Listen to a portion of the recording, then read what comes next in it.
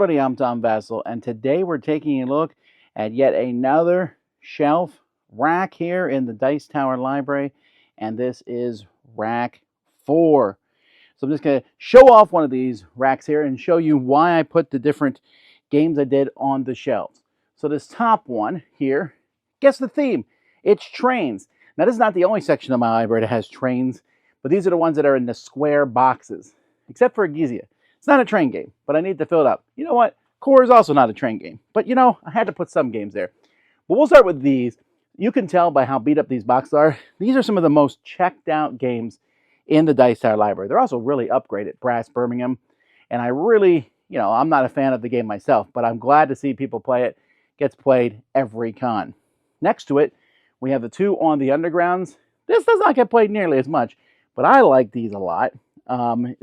Basically a fun Underground Railroad game.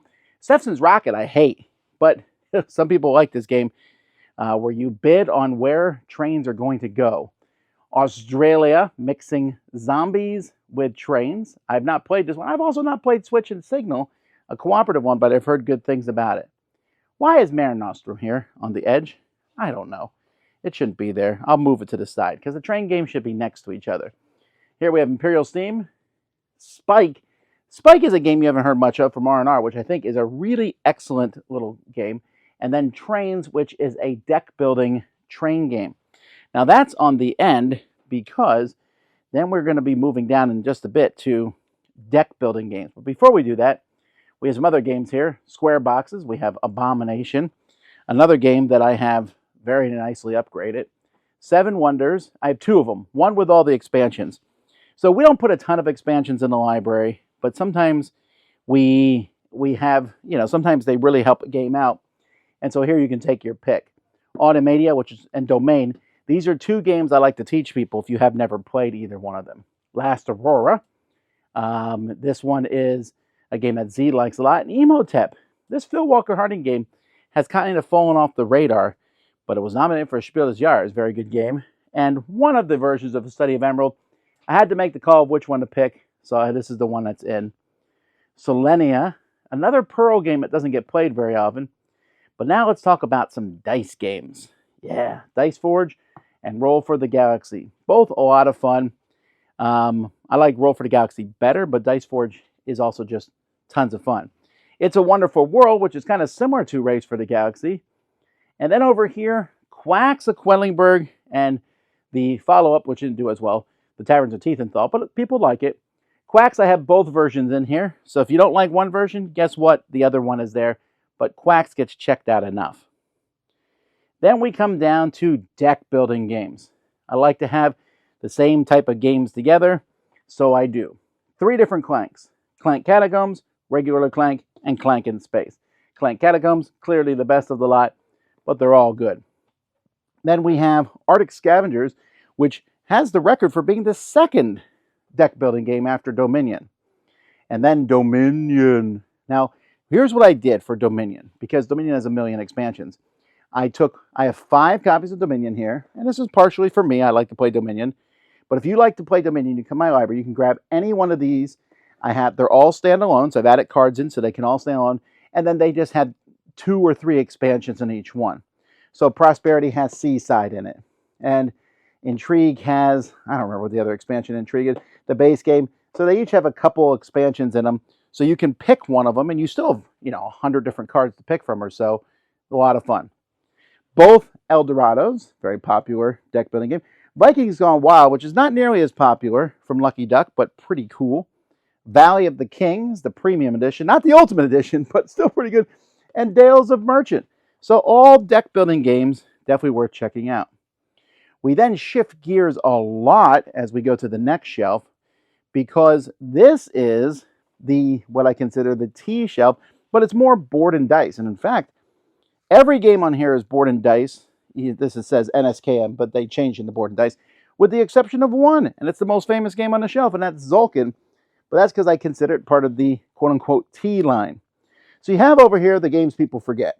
Origins, Sierra West, Windmill Valley. All very good games. And then the T line. And I'm just going to point to the names because there's no way I'm going to say them all. Trismegistus is being kickstarted right now, a reprint of it. So I'll replace that when that happens. And so this is the most famous Zulkin. I don't know, maybe this one has surpassed it? Who knows? And then some more of their popular games, Minos, Reef Project, Barcelona, and Nucleum. Board and Dice has a lot of solid Euros, and again, if you like one of them, you probably like the rest, which is why they're all together. Then on the bottom shelf, we kind of just have a mix of stuff. Again, same size box. Merchant's Cove, so if you backed it and didn't get it, here's your chance to play it. Ishtar from Yellow, Bitter Up. Now this is a weird one I have in here, the board game version of Your Bluffing, but I like it, so that's why it's in the library. K2, Monsterlands, it's kind of a tower defense game. Istanbul, pretty cool. Lewis and Clark, Juicy Fruits, a game a lot of people forgot about already. The Big Score, this is my one where I would say, hey, definitely check this out if you've not played it. Bad Company, not as good as Space Base, but pretty solid. Rise Tribes, Tower Up, a very kind of a sleeper hit from last year. Container, I don't like Container at all, but I know a lot of people like it, and it always amuses me to see Eurogamers playing with big chunky miniatures. And Lost Valleys, which is then one of those games that's kind of like an RPG about getting gold. So let's take a look at my favorite games from each of these shelves. So on the top shelf, my favorite game is Brass. Just kidding. My favorite game on the top shelf is probably Spike. I think it's a pretty, no, On the Underground. Spike is pretty good, but On the Underground, I just love how that game works. Shelf 2, ooh, now this one's tricky. I think I'm going to have to go with Quacks. Automania I like a lot. Emotep's good. Roll for the Galaxy. But I mean, Quacks, that push your luck style game, is just very entertaining. Then down here, Dominion, of course. Even though Client Catacombs is a very strong contender, I love this game a lot. And I love most of these games because I like deck building. And then on this shelf here, we, Teotihuacan. I think that one's my favorite. And then on the bottom shelf, I'm going to go with maybe, I don't know, Bad Company. Bad Company is probably my, no, Lost Valley. I love Lost Valley. And there you go, folks. That is rack number 4 in the Dice Tower Library. Stay tuned as we continue to go through these. I'm Tom Vasel. See you next time.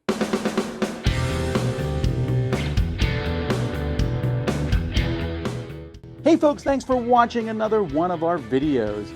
If you like our videos, if you like our channel, you would love to game with us at one of our conventions. Check out Dice Tower Cruise, Dice Tower East, and Dice Tower West.